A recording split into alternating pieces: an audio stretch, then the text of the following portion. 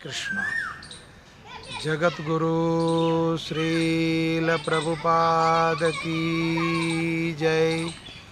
गुरु महाराज की जय। राधा वृंदावन विहारी लाल की जय। जय जय श्री राधे श्याम। आध्यात्मिक यात्रा का 68वां दिन 31 मई 2020 प्रातःकालीन भागवत कक्षा में आप सब लोगों का स्वागत है।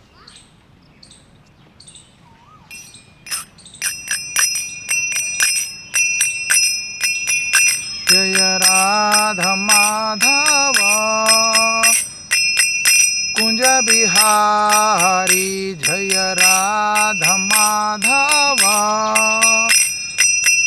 कुंज बिहारी, जय गोपी जन वल्लभ गिरवरधारी, जय गोपी जन वल्लभ गिरवरधारी, यशोदानंदन ब्रज जन रंजन, यशोदानंदन ब्रज जन रंजन, यमुना तीरा वनचारी, यमुना तीरा चारी, जय राधा माधव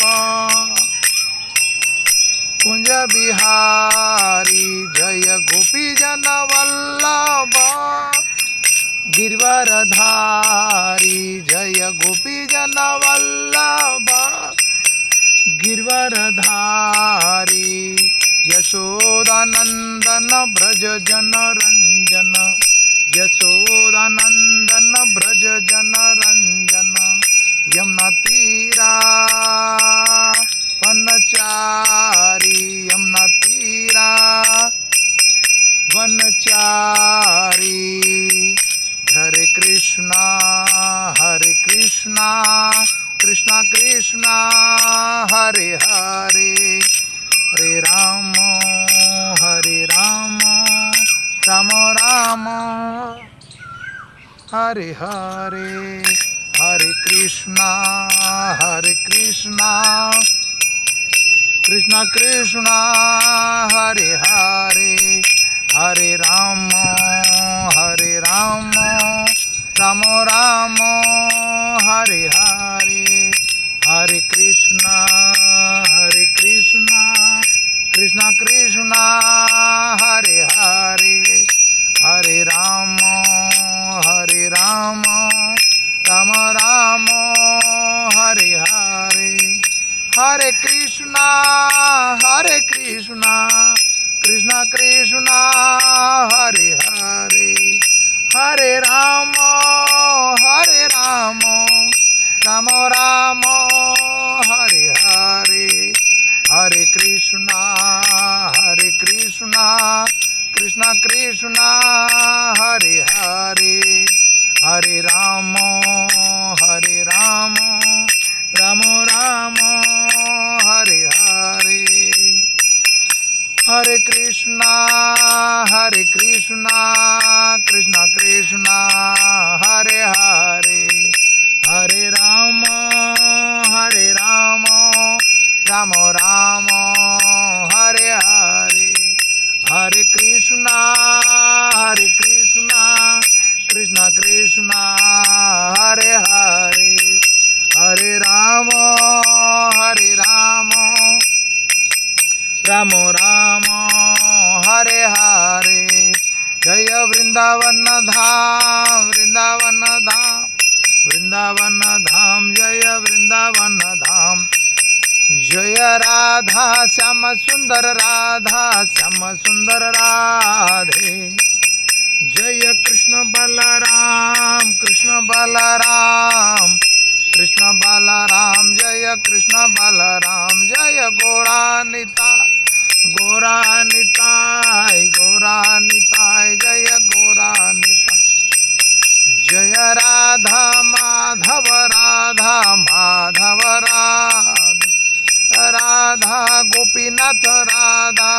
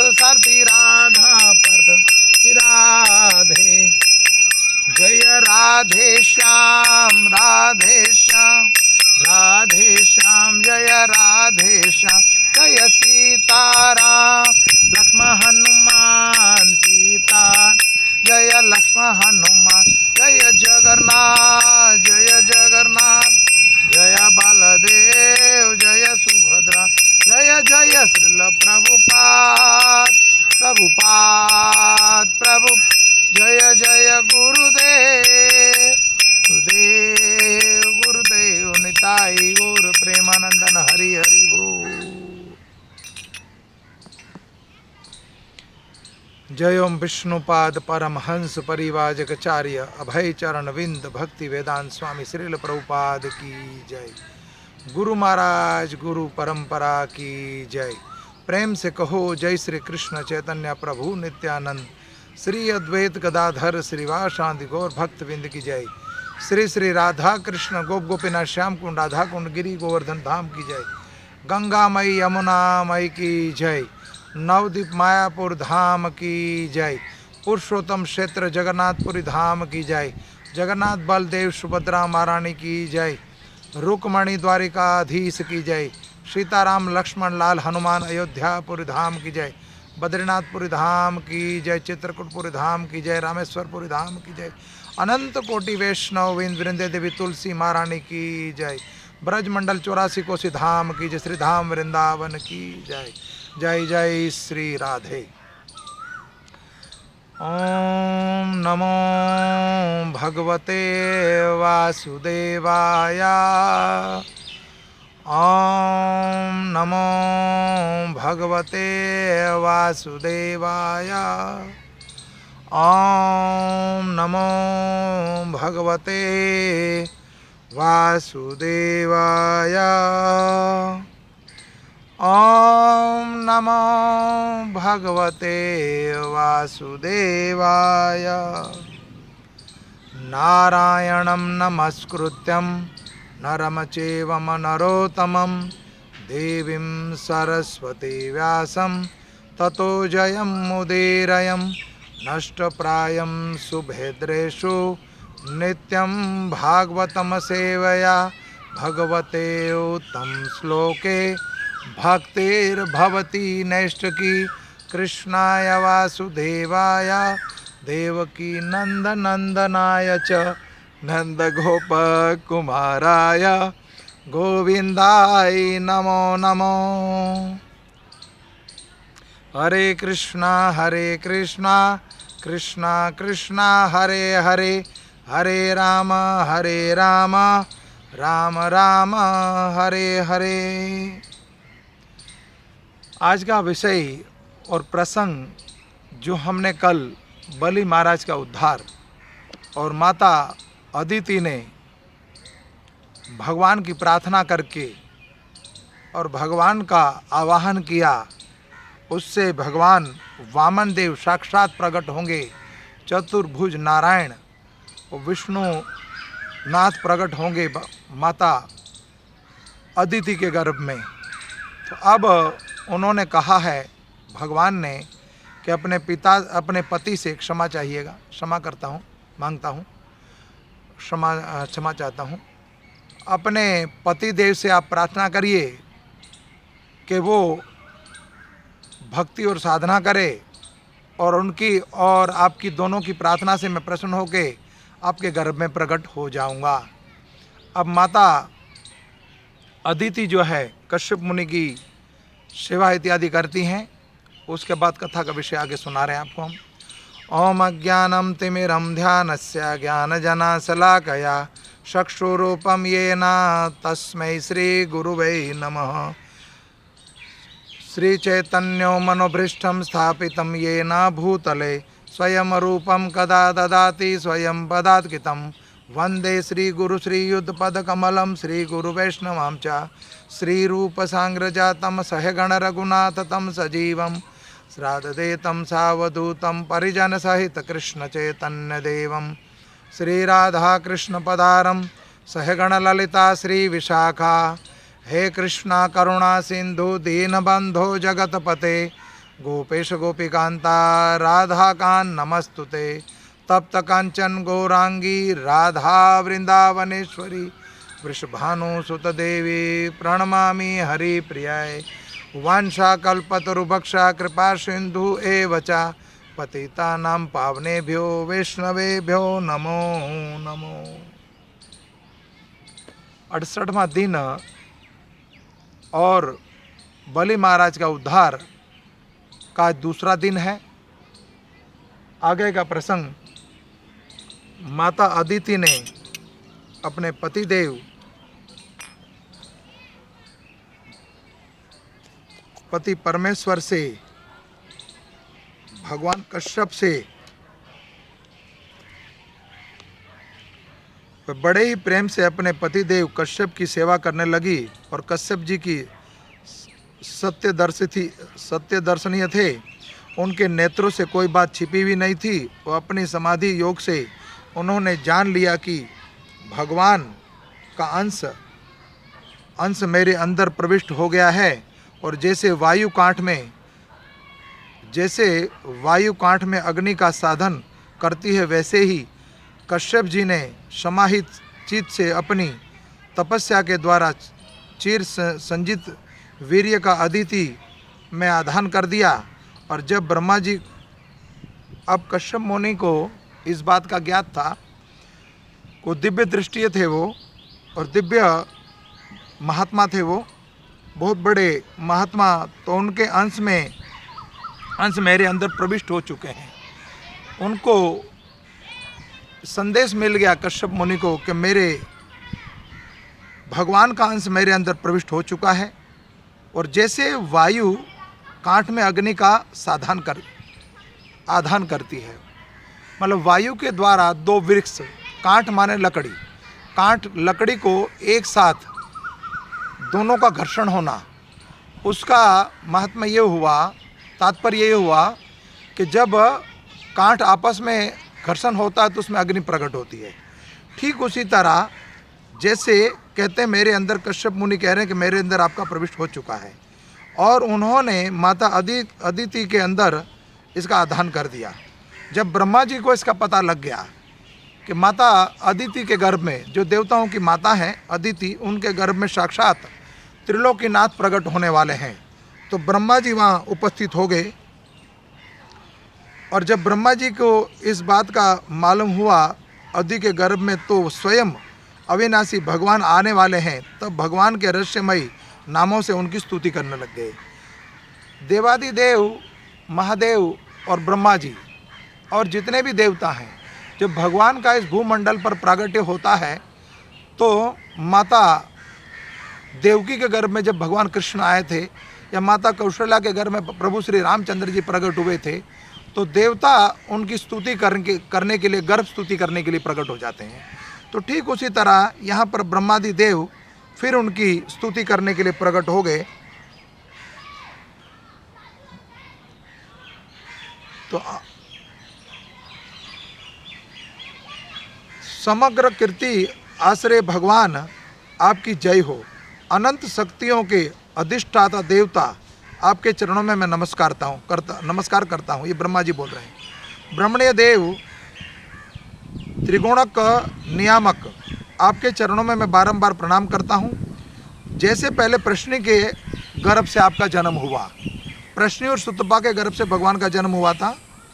वेदों का समस्त ज्ञानों को आपने अंदर रखने वाले प्रभु, वास्तव में आप ही सबके विधाता हैं, और आपको ही मैं बार बार नमस्कार करता हूँ। ये तीनों लोक आपकी नाभि से स्थित हैं। तीनों लोकों में से परे वैकुंठ में आप निवास करते हैं। ऐसे सर्वव्यापी विष्णु में आपको नमस्कार करता हूँ। हे प्रभु, आप ही संसार के आदि अंत और मध्यम हैं। यही कारण है कि वेद अनंत शक्ति पुरुष के रूप में आपका वर्णन करती हैं। आप चराचर तथा चराचर प्रजा और प्रजापतियों के उत्पन्न करने वाले मूल कारणों के कारण हैं। हे देवादिदेव, जैसे जल में डूबे हुए जैसे जल में डूबते हुए के लिए नौका का सहारा होता है, वैसे ही इस स्वर्ग से भगाए हुए देवताओं के लिए आप मात्र एक आश्रय हैं और कोई दूसरा आश्रय नहीं है। अब वामन भगवान का प्रागट्य होकर राजा बलि के यज्ञ में पधारना। अष्टम स्कंद और 18वां अध्याय। 8वां स्कंद में ये 18वां अध्याय है। अब भगवान का प्रागट्य होने वाला है और किस प्रकार वो माता अदिति के गर्भ में प्रकट होने वाले हैं, तो वर्णन है आगे। सुखदेव गोस्वामी कहते हैं, परीक्षित महाराज श्रवण कीजिए। इस प्रकार जब ब्रह्मा जी देव ने भगवान की शक्ति और लीलाओं की स्तुति करी, तब जन्म मृत्यु रहित भगवान अदिति के सामने प्रकट हुए। और भगवान की 4 भुजाएं थी, माता के गर्भ से प्रकट हो गए। बोलो वामन देव भगवान की जय। वो प्रकट हुए और जब भगवान प्रकट हुए तब भगवान की 4 भुजाएं थी, उनमें शंख चक्र गदा और कमल धारण किए हुए थे। कमल के समान कोमल और बड़े बड़े नेत्र थे, पीताम्बर शोभामय थे। ओहो, विशुद्ध श्याम वर्ण था उनका शरीर था। मरकांत मकराक्रंत कुंडलों की क्रांति से मुख कमल की शोभा और भी उल्लसित हो रही थी। वृक्ष स्थल पर श्री वस्तुसिन का चिन्ह था, माता श्री जी का चिन्ह था। हाथों में कंगन, भुजाओं में बाजूबंद, सिर पर मोर मुगट, करमधनी की लड़ियों से डली, करमधनी में कई लड़ियां हैं सोने की नुपुर, और चरणों में सुंदर नुपुर जगमगा रहे हैं। भगवान के गले में स्वरूपभूत वनमाला, वैजयंती माला धारण करी हुई है, जिसके चारों ओर झुंड के झुंड भंवरे गुंजार कर रहे हैं। उनके कंठ में कौस्तुभ मणि शोभित थी। भगवान की अंग क्रांति प्रजापति कश्यप के घर का अंधकार को नष्ट कर दिया। भगवान की क्रांति और भगवान का तेज इतना था कि कश्यप मुनि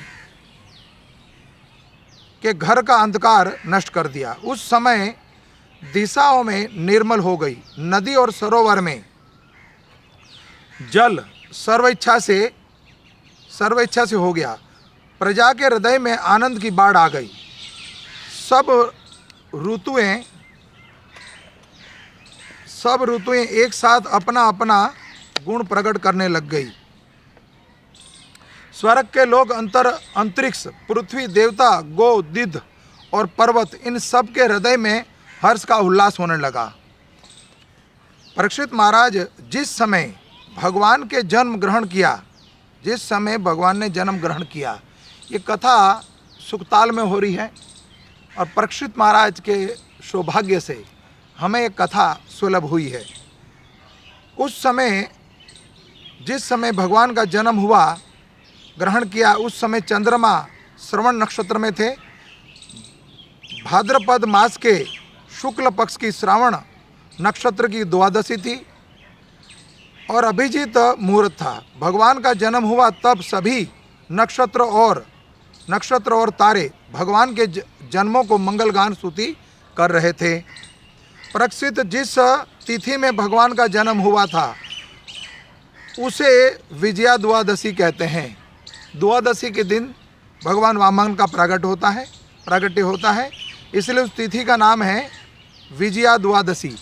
जैसे रामनवमी, जन्माष्टमी, राधाष्टमी, सीता नवमी, ठीक उसी तरह द्वादशी। जन्म के समय सूर्य आकाश के मध्य भाग में स्थित थे, मतलब भगवान का प्रागट्य जो है दोपहर को हुआ था, जैसे प्रभु रामचंद्र जी का हुआ। भगवान के अवतार के समय शंख, ढोल, मृदंग, डंक और नगाड़े आदि बजने लगे, धुंधर भी बजने लगी। अप्सराओं प्रसन्न होकर नाचने लगी। श्रेष्ठ गंधर्व गान और मुनि देवतागण सब पितरगण और अग्नि स्तुति करने लगी। सिद्ध विद्याधर, कुस्तुम, किम पुरुष, किन्नर, चारण, यक्ष, राक्षस, पक्षी, मुख्य नागगण और देवताओं के अनुचर नाचने लगे एवं भूरी भूरी प्रशंसा करने लगे। उन लोगों को अदिति के आश्रम को पुष्प की वर्षा से ढक दिया। सब लोगों ने इतने पुष्प बरसाए कि माता अदिति का और कश्यप मुनि का जो आश्रम था वो फूलों से भर गया। जब अदिति ने अपने गर्भ में प्रकट हुए परम पुरुष परमात्मा को देखा तब वह दुर्लभ आश्चर्य हुआ और परम आनंदित हुई। प्रजापति कश्यप जी भी भगवान को अपनी योग माया से शरीर धारण किए हुए देखकर विस्मृत हो गए। कहीं शब्दों की त्रुटि रह जाए तो क्षमा चाहता हूँ। विस्मृत हो गए और कहने लगे कि ये जय हो प्रभु श्री आपकी जय हो। परीक्षित, भगवान जब स्वयं अव्यक्त चिंत स्वरूप से हैं, उन्होंने जो परम क्रांतिमय आभूषण एवं आयुधों से युक्त वह शरीर ग्रहण किया, उसी शरीर से कश्यप और अदिति के देखते ही देखते भगवान वामन ब्रह्मचारी का रूप धारण कर लिया। जैसे ही माँ के गर्भ से भगवान का जन्म हुआ तो 5 वर्ष के छोटे बालक वामन रूप में प्रकट हो गए। ठीक वैसे ही जैसे नट अपना वेश बदल ले, क्यों ना हो, भगवान की लीला तो अद्भुत थी। भगवान का प्रागट्य, जैसे सुखदेव गोस्वामी माँ के गर्भ से प्रकट हुए तो 16 वर्ष की आयु में हो गए तुरंत, ठीक उसी तरह भगवान प्रकट हुए यहाँ पर तो मात्र जन्म के साथ ही वो बटुक वामन का रूप धारण करके प्रकट हो गए। भगवान को वामन ब्रह्मचारी के रूप में देखकर महर्षियों को बड़ा आनंद हुआ और उन लोगों ने कश्यप प्रजापति के आगे करके उनके जात कर्म के आदि के संस्कार का कार्य करवाया। जब उनका अनिवार्य संस्कार होने लगा तब गायत्री अधिष्ठाता देवता स्वयं सविता उन्हें गायत्री के उपदेश करने लग गए। अब तो कई देवी देवता साक्षात सामान्य किसी के घर में जब संतान की उत्पत्ति होती है, बालक की उत्पत्ति होती है तो घर में उत्साह होता है, तो ठीक उसी तरह यहाँ तो साक्षात भगवान का प्रागट्य हो रहा है। तो देवगुरु बृहस्पति जी ने बृहस्पति जी ने यज्ञोपवी भगवान वामन को, देवगुरु जो बृहस्पति जी हैं उन्होंने जनेऊ धारण करा दी और कश्यप जी ने मेखला और पृथ्वी ने कृष्ण मुर्ग का चर्म दिया, पृथ्वी देवी ने वस्त्र पहना दिया और वन के स्वामी चंद्रमा ने दंड दिया। माता अदिति ने कोपिन धारण कराया और कटी वस्त्र एवं आकाश के अभिमानी देवताओं ने वामन वेशधारी भगवान को एक सुंदर छाता दिया। परीक्षित अविनाशी प्रभु ब्रह्मा जी ने कमंडल दिया। भिखमंगे का पूरा शरीर भगवान का नट रूप तैयार हो रहा है। सप्तऋषिगणों ने कुछ और सरस्वती जी ने रुद्राक्ष की माला दे दी, समर्पित की। इस रीति से जब भगवान का उपनयन संस्कार हुआ तब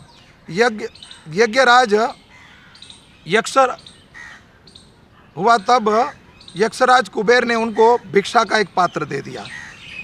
संत शिरोमणि जगदीश्वर जी स्वयं भगवती माँ ने सर्वप्रथम माँ जगत जननी ने माता पार्वती ने अन्नपूर्णा माता ने सर्वप्रथम भिक्षा दी।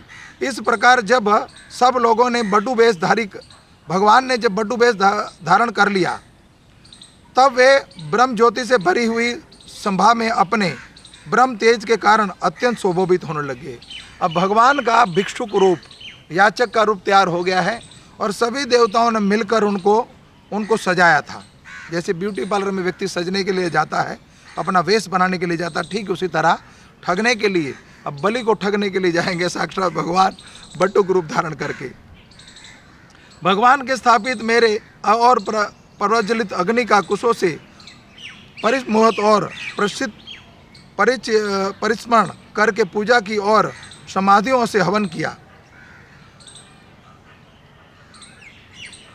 उसी समय भगवान ने सुना कि सब प्रकार की सामग्रियां संपन्न यशस्वी बलि, भगवान को वहीं आगास हो गया, भगवान को यहाँ पर एक चित्त में आगास हो गया कि उसी समय भगवान ने संपन्न होकर यशस्वी बलि भृगुवंशी ब्राह्मणों के आदेश अनुसार बहुत से अश्वमेध यज्ञ कर रहा है। तब उन्होंने वहाँ के लिए यात्रा करी। भगवान समस्त शक्तियों से युक्त उनके चलने के समय उनके भार से पृथ्वी पग झुकने लग गई। भगवान ने वहाँ से अब माता का घर त्याग दिया। माता और पिता का घर त्याग करने के बाद भगवान ने वर दिया था माता अदिति को कि बलि को अभी युद्ध से जीता नहीं जाएगा। तो कैसे जीता जाएगा? छल से। फिर भगवान छल करेंगे और वाकई में वो तो छलिया है। तब भगवान जब चले तो पृथ्वी पग पर झुकने लगी। और किस जगह ये यज्ञ कर रहा था बलि महाराज? नर्मदा नदी के तट पर। जहाँ नर्मदा नदी है तो शुद्ध पवित्र जल नर्मदा नदी का, और वहाँ पर ये यज्ञ कर रहे हैं। उस तट पर भृगु ऋषि के कच्छप, जहाँ इस समय कच्छभुज भी कहा जाता है उसको, वर्तमान काल में जो स्थान है, नाम का बड़ा सुंदर स्थान है। वहाँ बलि के भृगुवंशी ऋषियों के श्रेष्ठ यज्ञ का अनुष्ठान किया है। उन लोगों को दूर से ही वामन भगवान को देखा। जब भगवान वामन वहाँ पहुँचे तो दूर से ही उनको आते हुए देख लिया और सब के सब नतमस्तक हो गए और सब लोगों ने उनको देखते ही प्रणाम किया और लगा कि कोई सूर्यदेव, अनंत कोटि सूर्यदेव प्रकट हो गए एक साथ, अथवा सनत कुमार भी नहीं है। तब कह रहे हैं कोई सूर्य नहीं है, कोई अग्नि नहीं है, तो कोई दिव्य पुरुष भी नहीं, सनत कुमार भी नहीं है।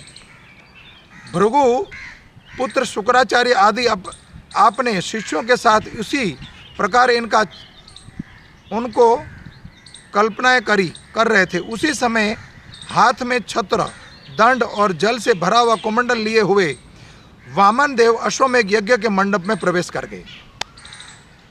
वे कमर में मूंज की मेखला और गले में यज्ञोपवीत धारण किए हुए थे। बगल में मुर्ग चर्म था और सिर पर जटा थी। उसी प्रकार बोने ब्राह्मण का वेश अपनी माया से ब्रह्मचारी बने हुए भगवान जब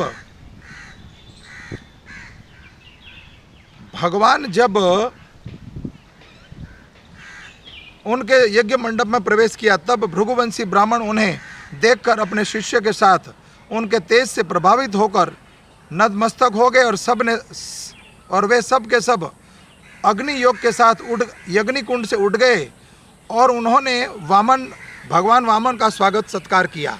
भगवान के लघु रूप के अनुरूप सारे अंग छोटे छोटे बड़े ही मनोरमय लग रहे थे, दर्शनीय थे।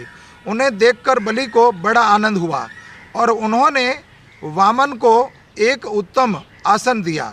फिर स्वागत वाणी से उनका अभिनंदन करके पांव पखारते हुए भगवान के पांव भी पखारे गए और शस्त्र संग्रहित अत्यंत मनोहर लगने वाले संग्रहित महापुरुषों को भी अत्यंत मनोहर लगने वाले वामन भगवान की पूजा की। भगवान के चरण कमलों का धोवन पर मंगलमय है, उसके जीवों के सारे पाप तुरंत ही धुल जाते हैं। स्वयं देवादिदेव चंद्रमौली भगवान शंकर ने अत्यंत भक्ति भाव से उसे अपने सिर पर चढ़ा धारण किया हुआ है। आज वही चरणामृत धर्म की मर्मज्ञा राजा बलि को प्राप्त हो गई। उन्होंने बड़े प्रेम से उसे अपने मस्तक पर रखा। वास्तव में जो गंगा जी भगवान शिव धारण करते हैं, तो शिव जो है गंगा जी को इसलिए धारण करते हैं कि गंगा जल जो है वो भगवान का चरण धोवन है, उसको चरणामृत। तो भगवान शिव को ये सुलभ है चरणामृत गंगा जल। तो ठीक है, आज वही सौभाग्य प्राप्त हुआ किसको? बलि महाराज को। तो बलि ने कहा, हे ब्राह्मण कुमार, आप भले ही पधारे हो, आपको मैं नमस्कार करता हूँ। आज्ञा कीजिए, मैं आपकी क्या सेवा कर सकता हूँ।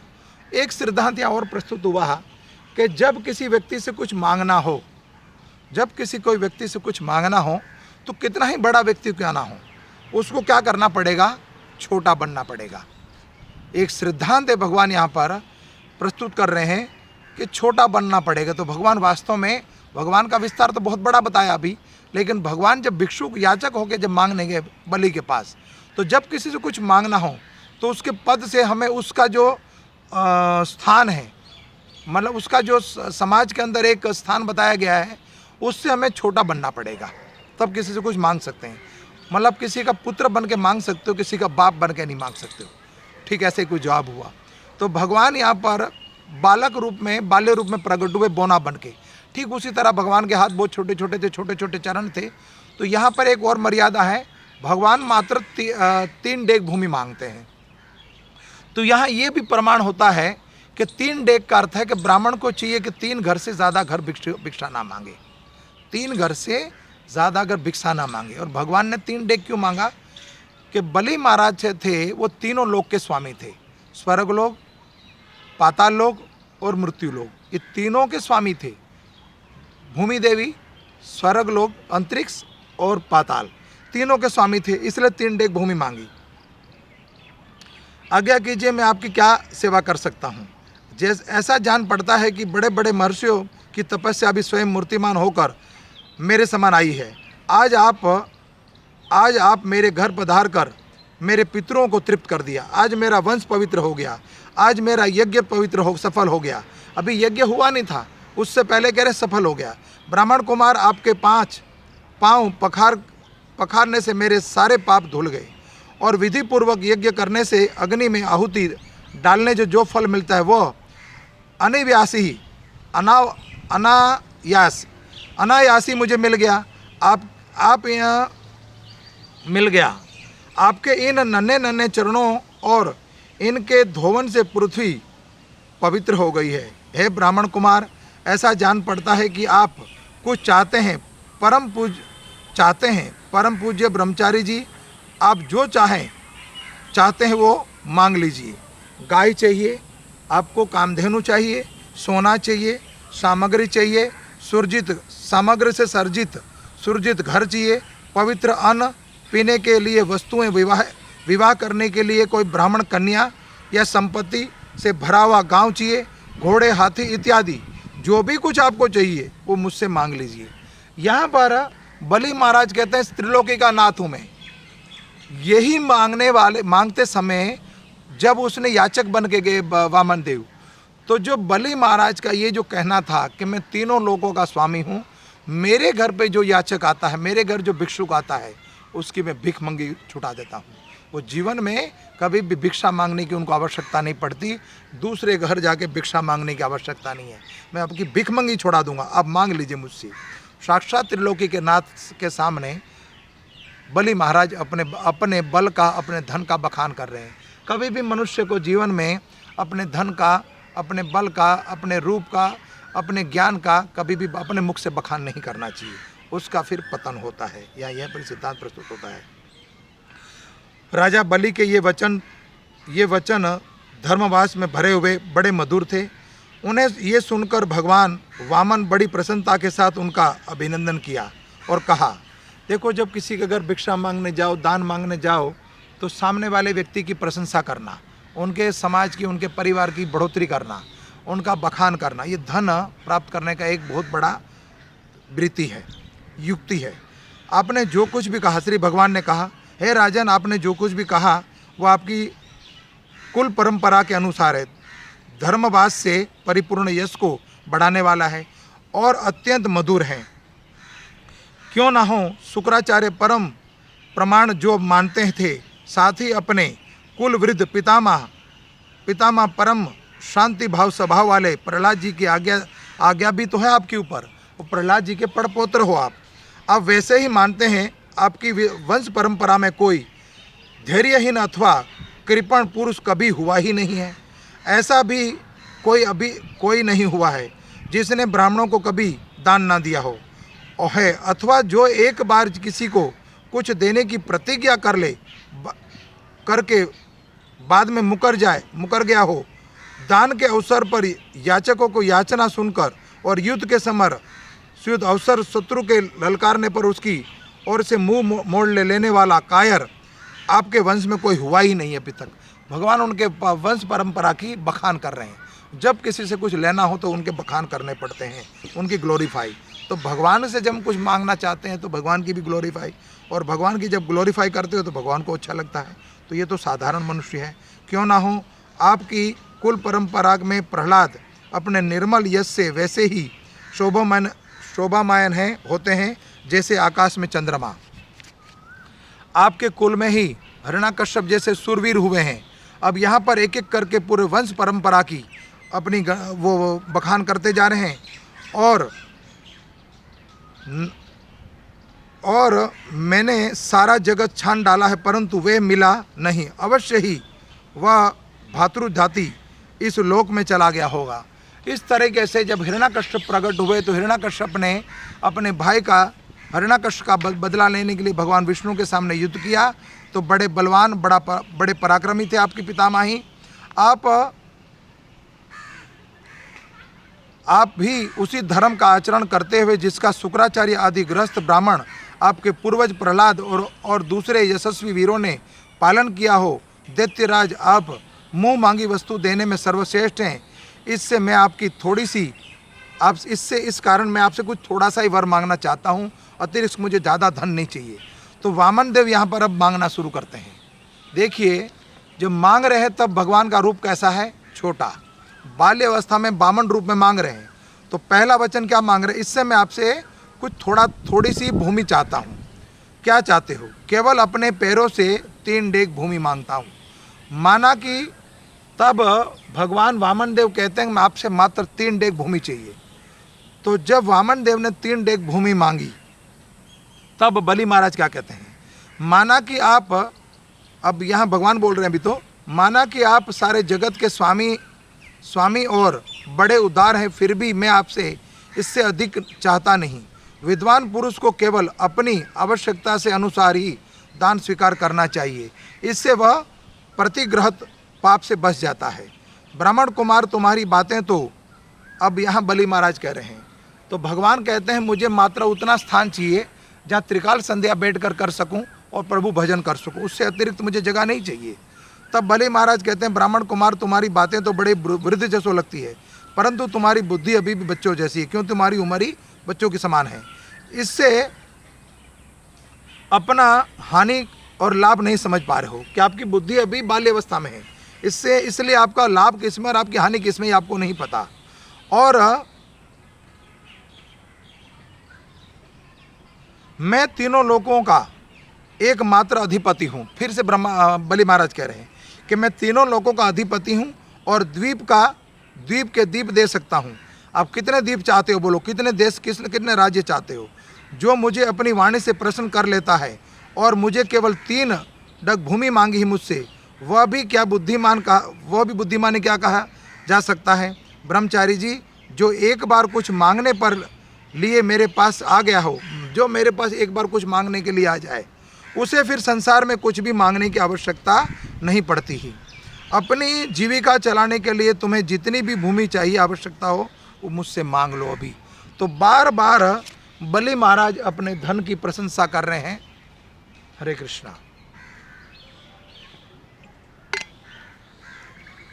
बार बार बलि महाराज अपने धन की प्रशंसा कर रहे हैं।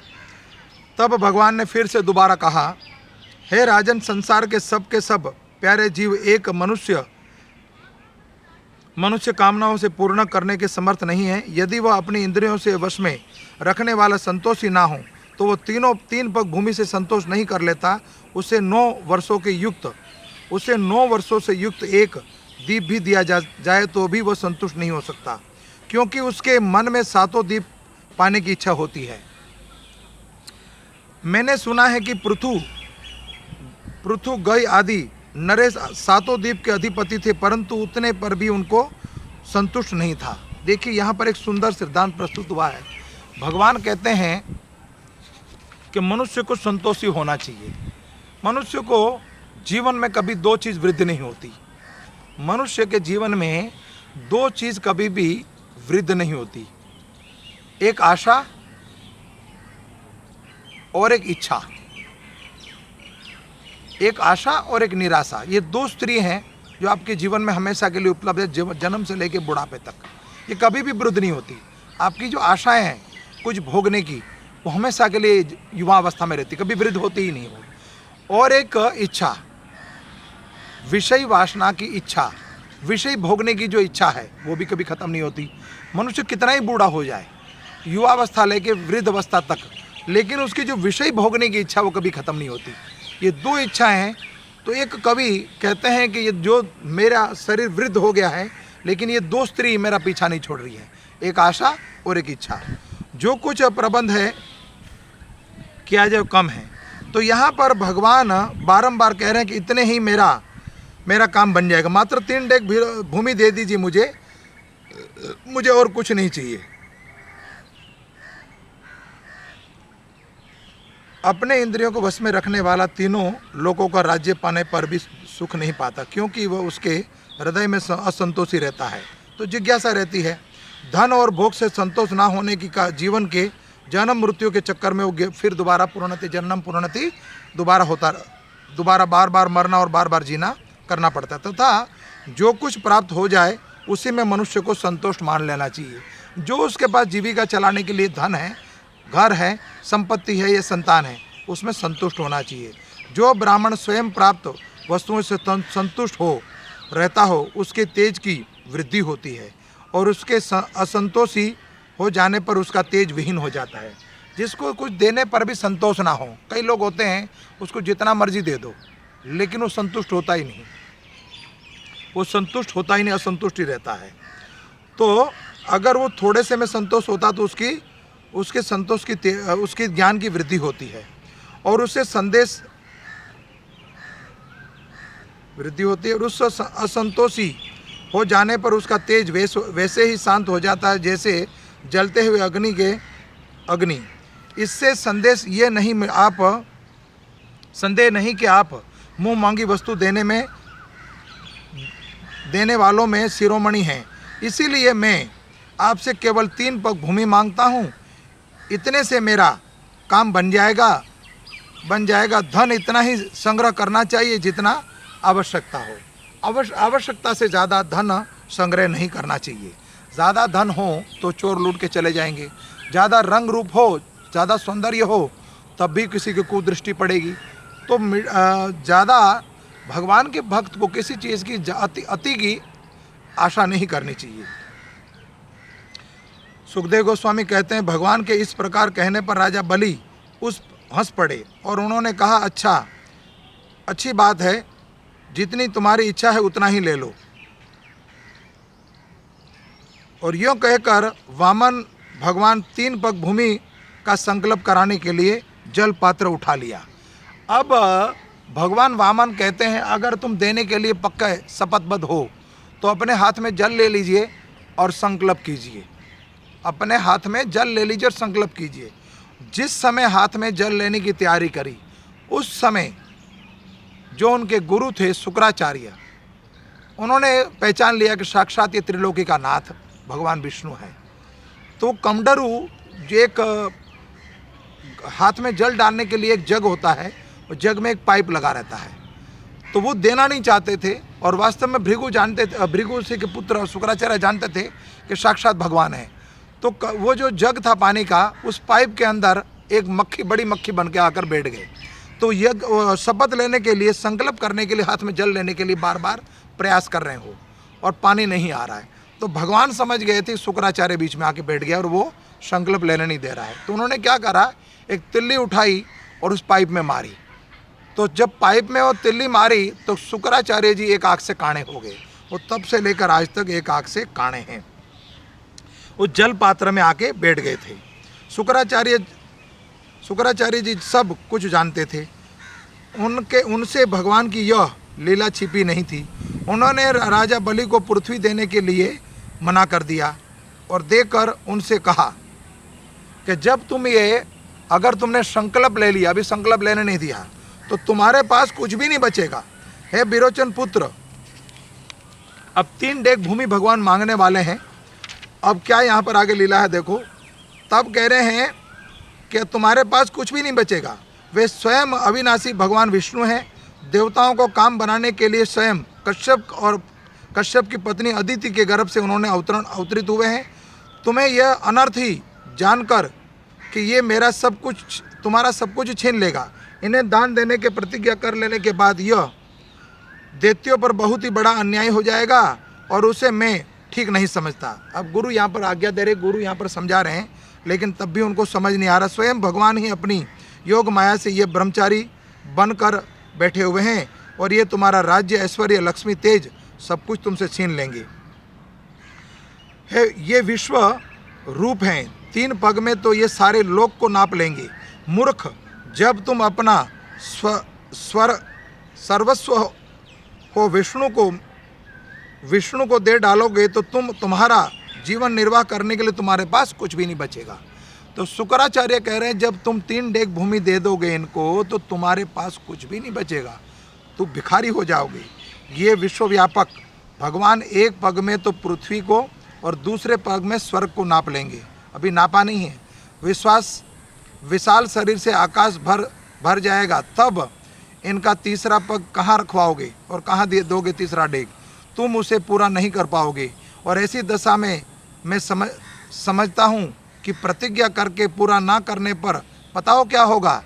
तब शुक्राचार्य कहते हैं, किसी को दान देने का वचन दे देता मनुष्य, जब कहीं मंदिर बनता होता है, कभी यज्ञ होता है या कभी कोई बड़ा प्रोग्राम है, धार्मिक प्रोग्राम, तो बड़े बड़े लोग अपना हाथ उठा के कहते हैं मैं भी दान दूंगा, 1 लाख दूंगा, 10 लाख दूंगा, 20 लाख दूंगा, इस तरह से अपना वचन दे देते हैं।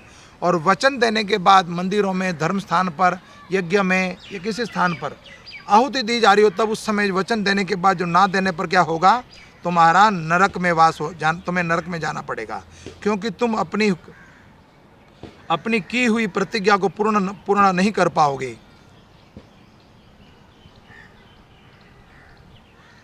सर्वथा असमर्थ रहोगे, तुम पूरा नहीं कर पाओगे। विद्वान पुरुष इस दिन की प्रशंसा नहीं करते जिसके बाद जीवन में पछतावा करना पड़े।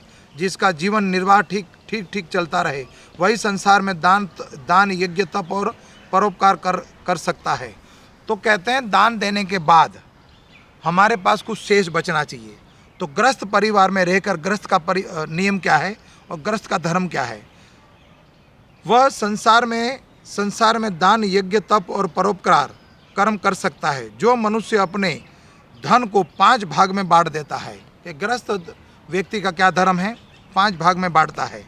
पहला, कुछ धन रखना चाहिए धर्म के लिए, कुछ यश के लिए, कुछ धन की वृद्धि के लिए, कुछ भोग के लिए और कुछ अपने समाज और परिवार के लिए। कुछ मंदिर में दान देना है, कुछ स्वजनों को देना है। तो पहला, सर्वप्रथम दान के लिए भाग निकाला जाए। दूसरा भाग अपने यश के लिए। तीसरा भाग धन की वृद्धि, मतलब व्यापार करो या बैंक में जमा कराओ। और चौथा भोग के लिए, अपना जीवन बसर करने के लिए। और 5वां बताया अपने सहयोगियों के लिए और समाज के लिए, कुछ उनकी मदद करने के लिए। इस लोक में और परलोक में उनकी प्रशंसा होती है।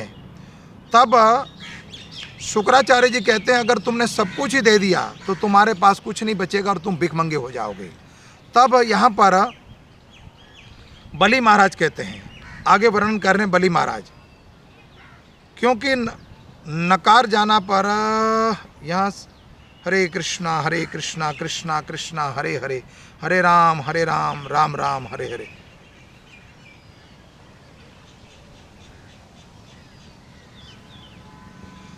तब बलि महाराज कहते हैं हाँ मैं दूंगा। यह वाक्य ही धन को दूर हटा देता है, इसीलिए उसका आचरण ही अपूर्ण अर्थात धन के खाली कर देने वाला है। यही कारण है कि जो पुरुष हाँ करने पर हाँ मैं दूंगा और ऐसा कहकर फिर धन को नहीं देता या याचकों को सब कुछ देने का स्वीकार कर लेता है, वह अपने लिए भोग की कोई भी सामग्री नहीं रख सकता। इसीलिए विपरीत यह है कि मैं दूंगा, मैं इतना दे सकता हूँ, मैं तीनों लोगों का स्वामी हूँ, और वह अपने घर को धन को सुरक्षित रखने तथा पूर्ण करने में असमर्थ रहता है। परंतु ऐसा सब कुछ उस समय नहीं करना चाहिए जब जो सबसे सभी वस्तु के लिए नहीं करता, वो परिवार के लिए नहीं सोचता, समाज के लिए नहीं सोचता, अपने पोषण के लिए नहीं सोचता और सब कुछ अपना धन ऐश्वर्य लुटा देता है, अंत में उसको दुख मिलता है। तब शुक्राचार्य जी कहते हैं किस जगह झूठ बोलना चाहिए, कितनी जगह पर?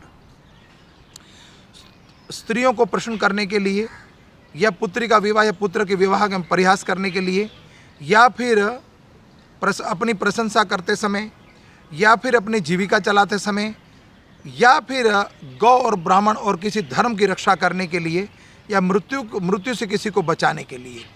तो ये 4-5 कारण है वहाँ तुम झूठ बोल सकते हो, उसमें कोई तुम्हें किसी तरह का अनिंदनीय कार्य नहीं होगा कि तुम अगर बोल के भी मुकर जाओगे तब भी तुम्हारा कोई अपयश नहीं होगा।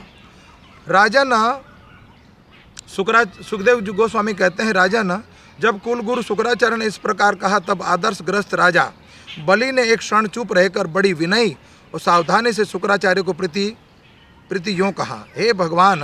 राजा बलि ने कहा, भगवान ब्राह्मण देव गुरुदेव, आपका कहना सत्य है।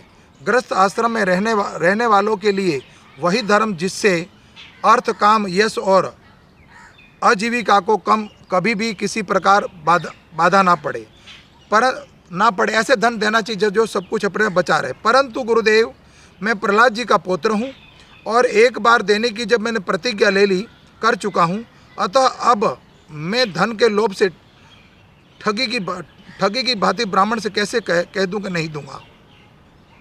इस पृथ्वी ने कहा है, भूमि देवी कहती है, पृथ्वी माता कहती है कि वरदान देने के बाद क्या फर्क पड़ता है। इस पृथ्वी ने कहा है, पृथ्वीदेवी ने कहा है कि असत्य से बढ़कर कोई अधर्म नहीं है। मैं सब कुछ सहन करने में समर्थ हूँ, परंतु झूठे मनुष्य का भार मैं सहन नहीं कर सकती। मैं नरक में दरिद्रता से, दुख के समुद्र से, अपने राज्यों के नाश के और मृत्यु से भी उतना नहीं डर जितना ब्राह्मणों की प्रतिज्ञा करके उसे धोखा दे दूं कि मेरी अपकृति हो जाएगी। अब मैंने एक बार वचन दे दिया कि दूंगा, अगर नहीं दूंगा तो मेरी अपकृति होगी, मेरे पूर्वज की अपकृति होगी, मेरे पितामह की, कि मैं प्रहलाद का पुत्र हूं, उसकी अपकृति कैसे होने दूं, मैं उनको धोखा कैसे दूं। इस संसार में मर जाने के बाद धन आदि जो वस्तुएं साथ छोड़ देती है, उनके द्वारा दान उदासी ब्राह्मणों से संतुष्ट ना किया तो उस धन का भी क्या फायदा। जैसे मेरे पास इतना धन है तो मृत्यु का समय तो सब कुछ छूटने वाला है, कोई प्रिय पुत्र इसको ले लेगा। संसार के जो संबंध हैं अभी मैं अपने हाथ से दान नहीं करूँगा। मुझे मेरे शरीर के सारे अंग ठीक ठीक काम कर रहे हैं, मैं सोच सकता हूँ, समझ सकता हूँ, सब कुछ अभी मेरे अंदर पूरी समझ है, और इस समय मैंने दान नहीं किया अगर, तो इस समय में अवसर गवा दूंगा, तो पुनः पता नहीं कब ये समय मिलेगा, और अंतकाल ये सब छूटने वाला है। तो क्यों ना मैं अपना सत्कार कर लूँ और सत पात्रों को क्यों मैं ये दान ना दे दूँ। तब आगे वर्णन कहते हैं, बलि महाराज दधीची ऋषि हुए हैं और राजा शिवी हुए हैं, उन्होंने परम पुरुषों को अपना प्राण के परम पुराण के भी दान कर दिए हैं। फिर प्राणियों की भलाई के लिए पृथ्वी का दान करना कौन सी बड़ी बात है। पहले युग में बड़े बड़े दैत्यराज हुए हैं जिन्होंने बड़े बड़े दान करे हैं और उनके गुणगान आज भी गाए जा रहे हैं, उनके पीठ पीछे अपने प्राणों की बलि चढ़ाते देते हुए। परंतु ऐसे लोग बहुत दुर्लभ मिलते हैं जो लोग शत पात्र के प्राप्त होने पर भी श्रद्धा से उनको धन दान नहीं करते। हे गुरुदेव, आप कहते हैं साक्षात विष्णु है, नारायण है, तो अब अभी तो यज्ञ प्रारंभ नहीं हुआ, और यज्ञ में हम आहुति देते हैं, समिधा देते हैं, उनका आवाहन करते हैं, और साक्षात वो यज्ञ करने से पहले ही प्रकट हो गए, तो मैं दूंगा, एक बार नहीं दूंगा, 1000 बार दूंगा। तब जब उनकी बात नहीं माने, तब गुरुदेव यदि उदार करुणाशील पुरुष अपात्र याचक की कामना पूर्ण करने में दुर्गति भोगता है तो वह दुर्गति भी उसके लिए शोभनीय होगी। फिर आप जैसे ब्राह्मण देवता पुरुषोत्तम पुरुषों को दान देने के दुख प्राप्त हो जाने के लिए क्या कहना। इसलिए है ब्रह्मचारी अभिलाषा अवश्य ही पूर्ण करूँगा। जो ब्रह्मचारी की अभिलाषा है वामन भगवान की, मैं उसको पूरा करूँगा। महर्षि वेद विधि के जानने वाले आप लोग बड़े आदर से यज्ञ के द्वारा जिनकी आराधना करते हैं वे साक्षात विष्णु इस यज्ञ से प्रारंभ से पहले ही प्रकट हो गए, तो मैं उनको दूंगा। यदि मेरे अपराध ना करने पर भी ये अधर्म से मुझे बांध लेंगे तब भी मैं उनको अनिष्ट नहीं होने दूंगा, क्योंकि मेरे शत्रु होने पर उन्हें भयभीत होने का ब्राह्मण शरीर धारण किया है। साक्षात मुझसे मांगने के लिए साक्षात त्रिलोकी के नाथ ब्राह्मण रूप बनकर आए हैं, भिक्षुक बन के आए हैं। यदि ये पवित्र कीर्ति भगवान विष्णु है तो अपना यश नहीं खोना चाहिए, तो मैं देना चाहिए। अपनी मुंह मांगी वस्तु लेकर ही रहेंगे। अगर ये साक्षात त्रिलोकी के नाथ हुए तो मैंने नहीं दिया तो अपने बल से ले लेंगे। भगवान की मर्जी के बिना पत्ता नहीं हिलता। तो कई लोगों के जीवन में देखते हैं कि पहले तो बहुत धनवान होते लेकिन धीरे धीरे सब कुछ चला जाता है। तो जैसी ही भगवान की इच्छा होती है तो भगवान की इच्छा होगी तो सब कुछ ले लेंगे। और ये मुझे युद्ध में मारकर भी पृथ्वी छीन सकते हैं। अगर मैं मेरे से लेना चाहा तो मुझे मार भी सकते हैं, और यदि कदाचित ये कोई दूसरे हुए तो मेरे बाणों से बच नहीं पाएंगे।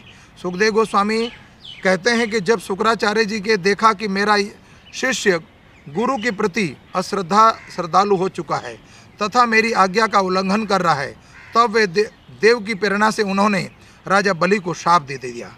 और यदि वे सत्य प्रतिजत और उदार होने के कारण शाप के पात्र नहीं थे, शुक्राचार्य जी ने कहा कि मूर्ख तू तो है तो अज्ञानी, परंतु अपने बहुत बड़ा पंडित बन रहा है। तो यहाँ पर शुक्राचार्य, वैसे तो कुटुंब से तो वैसे कुल से तो तू असुर है और बड़ा पंडित बनता है और अपनी गुरु की अवज्ञा करता है, उसके प्रति अपराध करता है, तो मैं तुझे श्राप देता हूँ। तू मेरी उपेक्षा करेगा और गर्व कर रहा है तो तूने मेरी आज्ञा का उल्लंघन किया है, इसीलिए मैं तुझे श्राप देता हूँ, अपनी अभी इसी समय तू श्रीहीन हो जा। तो यहाँ पर गुरु क्रोधित हो गए और यही बात गुरु बृहस्पति ने कही थी देवराज इंद्र को कि जब ये दैत्यों के गुरु शुक्राचार्य उनके विपरीत हो जाएंगे तब तुम दोबारा देवलोक को प्राप्त कर सकते हो। एक बार दुर्वासा मुनि ने श्राप दिया था देवराज इंद्र को, तब ये महासंग्राम युद्ध हुआ और समंदर मंथन हुआ। आज दोबारा श्राप दिया है एक ब्राह्मण ने दोबारा शुक्राचार्य जी ने बलि को, और बलि के श्राप देने से क्या हुआ कि वो श्रीहीन हो गए। तो भगवान तीन डेग भूमि में सब कुछ मांग लेंगे। इस तरह जब श्राप दे दिया तो भगवान अब लेने के लिए तैयार है। उसी समय एक बड़ी अद्भुत घटना हुई। तो अब यहाँ पर बलि महाराज भगवान को संकल्प कर लिया और भगवान को 3 डेग भूमि देने के लिए स्वयं तैयार हो गए। बलि ने स्वयं आनंद से उनके सुंदर सुंदर युगल चरणों को धोया और उनके चरणों को वह विश्वव्यापन जल अपने सिर पर चढ़ाया। उस समय आकाश में स्थित देवता, गंधर्व और सभी लोग राजा बलि की सराहना करने लग गए। सरलता से हुई और आनंद पूर्वक दिव्य पुष्पों की वर्षा हुई और एक साथ ही हजारों दुंदर्भियाँ बजने लग गई और गंधर्व, किम पुरुष और किन्नर लोग और आदि शिरोमणि बलि ने ऐसा काम कर दिखाया जो दूसरों के लिए अत्यंत कठिन था, दुर्लभ था। शत्रुओं के तीनों लोकों का सबसे बड़ा दानी बलि। तो बलि महाराज जो दान देंगे संसार में आज तक कोई दूसरा ऐसा दानी नहीं हुआ। तो यहाँ पर अब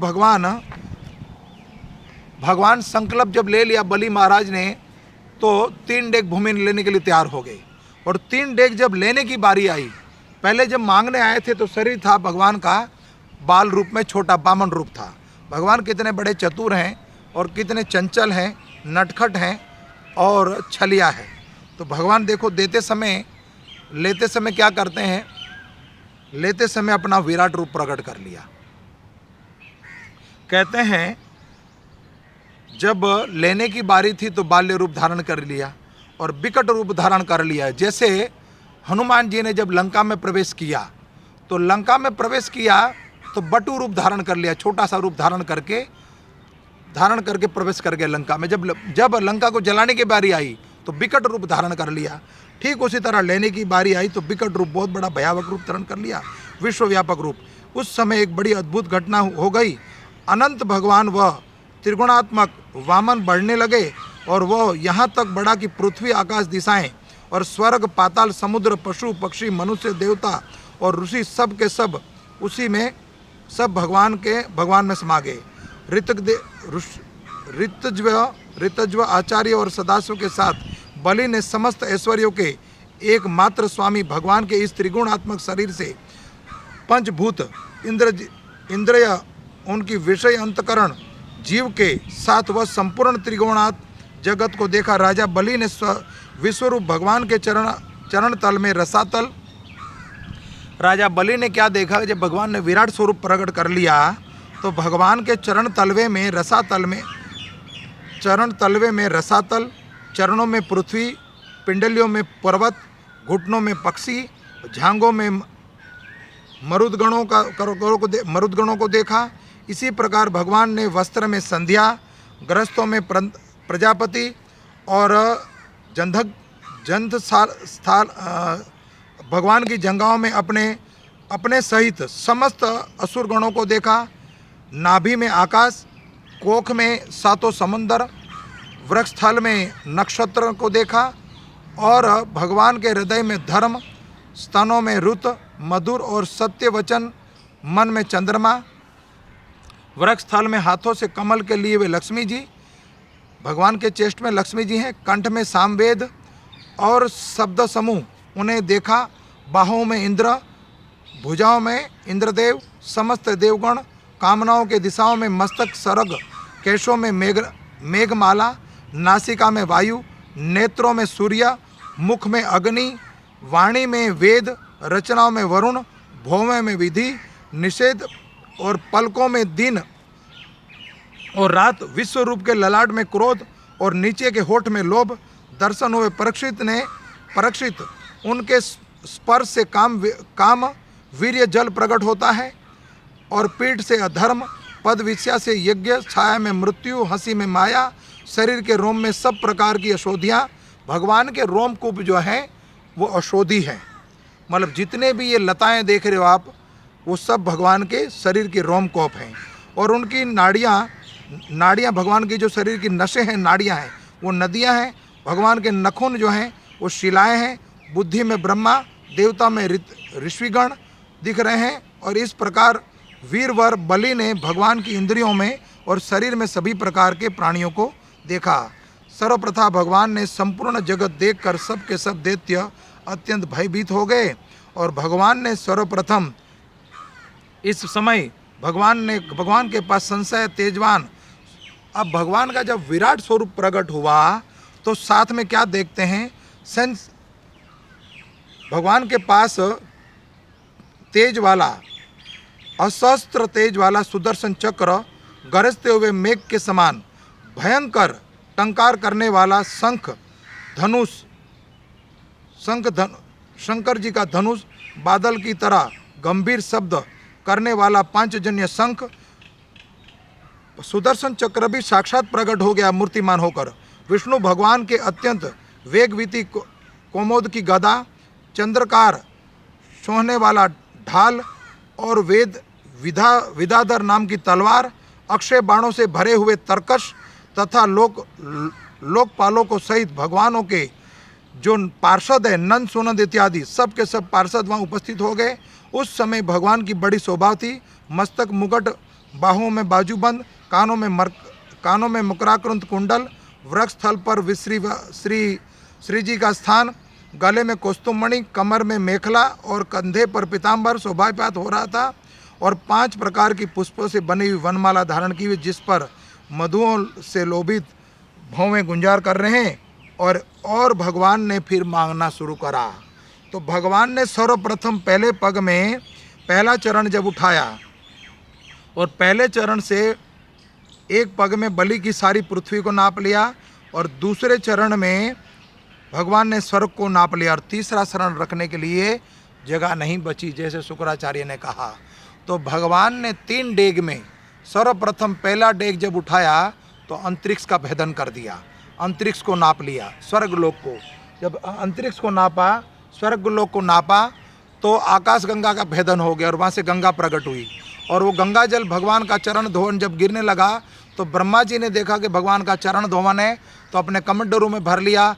वही गंगा जल पृथ्वी पर प्रकट होती है। कल गंगा दशहरा है। ये गंगा जी का वास्तविक जो प्रागट्य है, ये कल जो गंगा दशहरा आएगा, तो कल प्रगट्य हुआ था द्वादशी के दिन। वास्तव में भगवान ने जब पहला चरण उठाया तो आकाश गंगा का भेदन किया, और गंगा जो है वो ब्रह्मा जी के कमंडलू में आ गया। और दूसरा डेग पूरे संसार, पूरी पृथ्वी को नाप लिया। तीसरा डेग रखने के लिए जगह नहीं है। तो बलि महाराज अब कहेंगे कि दान बड़ा कि दानी, तो दान से बड़ा दानी होता है। तो बलि महाराज ने तीसरा चरण अपने मस्तक पर रखवाया। इस तरीके से बाकी की कथा कल करेंगे। अब यहाँ पर अपनी वाणी को विराम देता हूँ, और इस स्थान को देखकर, जिस स्थान पर मैं बैठा हूँ, बड़ी एक मन में एक उमंग है आपको बताने की कि जिस समय मैं भक्ति में पहली बार आया हूँ, सर्वप्रथम वैसे तो 92 में, लेकिन पूरी तरह से भक्ति में जब मैं जुड़ा, तो ये जो उद्यान जो देख रहे हो, पार्क जो देख रहे हो, ये मेरी भक्तिमय जन्मभूमि है। इसी स्थान से मैंने सन 2004 में मैंने भगवत चरण प्राप्त करे हैं, गुरु चरण प्राप्त करे हैं। सन 2000 में गुरु महाराज की अनुकंपा हुई, सन 2006 में मेरी दीक्षा हुई, लेकिन 2004 में मैं इसी पार्क से जुड़ा हूँ। एक भक्तिमय माता जिसका नाम राधा प्रिया देवी दासी माता जी ने मुझे संकेत किया, मुझे आदेश दिया कि हरिनाम संकीर्तन करा करो, भगवान का नाम का सिमरन करा करो। माला झोली लेकर इसी पार्क में वो माला जाप करती थी प्रतिदिन भोर में 3:30-4 बजे। तब मैं भी उनके वो जब परिक्रमा लगाती थी पार्क को, तब मैं उनके सामने आता था। तब उन्होंने मुझे प्रचार किया और मैं इस्कॉन से दोबारा जुड़ गया। वैसे 92 से जुड़ा हूँ, लेकिन पूरी तरह से दृढ़तापूर्वक जुड़ा हूँ सन 2004 में। और उसके बाद साथ में जुड़े एक मेरे गुरु भाई जो मेरे साथी जिनकी दीक्षा हुई, विजय सखा प्रभु और मेरी दोनों की दीक्षा 2006 में हुई। तो उनका भी प्रयास रहा कि मुझे भक्ति में जोड़ा जाए, तो उन दोनों ने मिलकर मुझे ये भक्ति लता बीज प्राप्त कराया। तो ये जिस स्थान पर बैठा हूँ ये मेरी जन्म भूमि भी है। भक्ति का जन्म यहाँ से हुआ। मनुष्य का जन्म जीवन में 2 बार होता है, एक माँ के गर्भ से और एक जन्म होता है दिव्य लोक को प्राप्त करने के लिए, भगवान की भक्ति प्राप्त करने के लिए। दुर्लभ लोक जो प्राप्त होता है वो गुरु के माध्यम से कोई महाभाग्यशाली, कोई महाभागवत प्रकट हो जाए, वो आपको गुरु की प्राप्ति करा सकता है, भगवत प्राप्ति करा सकता है। तो मेरे जीवन में उन्होंने सबसे बड़ा दिन वो था मेरे जीवन में जिन्होंने मुझे ये पथ दिखाया। उस राह पे मैं चल पड़ा हूँ और भगवान की कृपा और गुरु की कृपा रही तो आपके समक्ष बैठा हूँ। तो उस माता को मैं बार बार यहाँ से बैठकर प्रणाम करता हूँ कि सन 2004 में मुझे आज से 16 साल पहले ये उन्होंने प्रचार किया और मैं जुड़ गया। और मेरे गुरु भाई विजय सखा प्रभु ने मुझे, मेरे साथ ही दीक्षा हुई है, उन्होंने भी प्रचार किया। तब मैं इस संस्था से इस्कॉन से जुड़ा हूँ, इंटरनेशनल कृष्णा कॉन्सर्ट सोसाइटी, और इनकी कृपा से मैं भजन कर पा रहा हूँ।